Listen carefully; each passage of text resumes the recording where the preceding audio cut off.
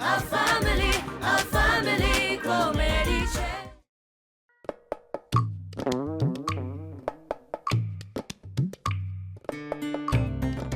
નથી થતી, બહુ જૂની થઈ ગઈ. હાશ, માંડ બંધ થઈ.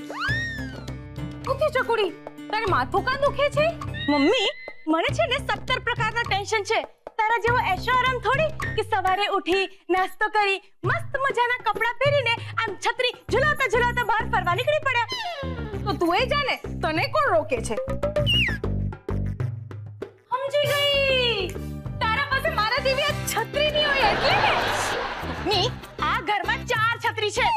બરાબર છે તારી વાત, પણ એ 4 છત્રીને એક હારે ઉચકવી એ અઘરું પડે ને એટલે હશે. મમ્મી, સમજી ગઈ. તારી પાસે મારા જેવા નવા નકોર ફરવાના કપડા નથી એટલે જ ને. મમ્મી, મારું બહુ માથું દુખી રહ્યું છે અને મારે બહુ બધા ઘરના કામ કરવાના છે. હું ઘરનું કામ કરું કે પછી ફરવા જાઉં? મારી પાસે બિલકુલ ટાઈમ નથી. પણ તમે તો ઓલી ફૂલ ટાઈમ નોકરાની નહોતી રાખી રોજી? એ આજે રજા પર હતી. એના કોઈ સગાવાળાને કેન્સર થયું છે. હવે સમજી. શું સમજી? કે આજે અચાનક મનુની તબિયત શું કરવાને બગડી? મનુ? મમ્મી, આપણે હમણાં રોઝીની વાત કરીએ છીએ. આ ઘરમાં રોઝી કામ કરે છે, મનુ નહીં. અને ઈ બેના મગજ પણ અલગ જ કામ કરે છે. એટલે તું સમજી નહીં? જો આજે મનુએ રજા લીધી હતી અને રોજીએ પણ રજા લીધી હતી. તો અને બે જણા ફરવા ગયા હતા. શું બકવાસ કરે છે મમ્મી? તું ફરવા જાય એનો મતલબ એમ નથી કે આખી દુનિયા પણ ફરવાનું જ કામ કરે.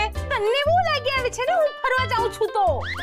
પણ આજે હું ફરવા ગઈ એમાં મને કેટલું જાણવા મળ્યું ચકુડી. શું જાણવા મળ્યું? એ જ કે મનુએ રોજીને સેવ ઉસળ ખવડાવી. શું વાત કરે છે? હા તઈએ મેં મારી સગી આંખે જોયું બેય. એટલે રોઝી એના કોઈ બીમાર સગાવાળાની ખબર લેવા ગઈ હતી અને તું જેમ કે છે મનુની તબિયત ખરાબ હતી એટલે એણે રજા લીધી હતી, બરાબર?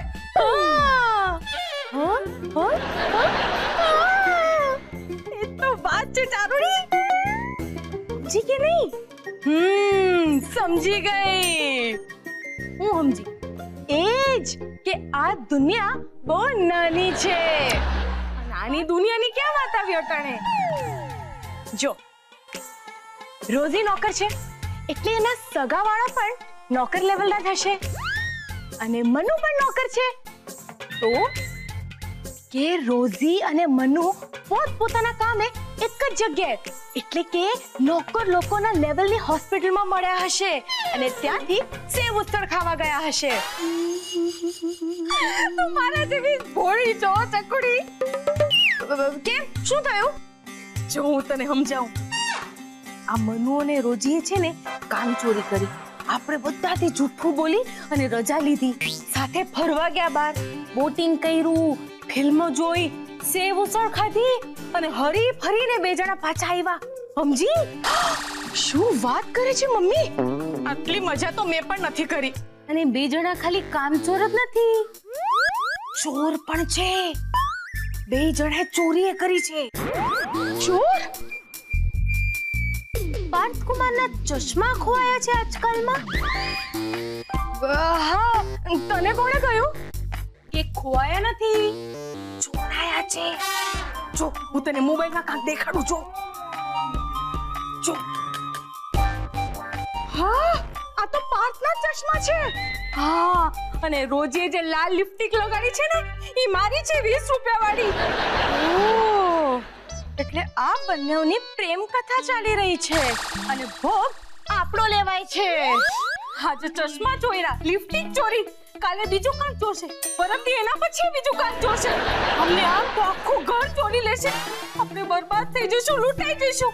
ને ચકુડી બધું ચોરી લેશે તો હું જ્યારે બહાર ફરવા જઈશ તો હારે લઈને હું જઈશ. મમ્મી, આપણે કંઈક તો કરવું જ પડશે. હવે તો આપણી પાસે મોબાઈલમાં પરૂપ પણ છે.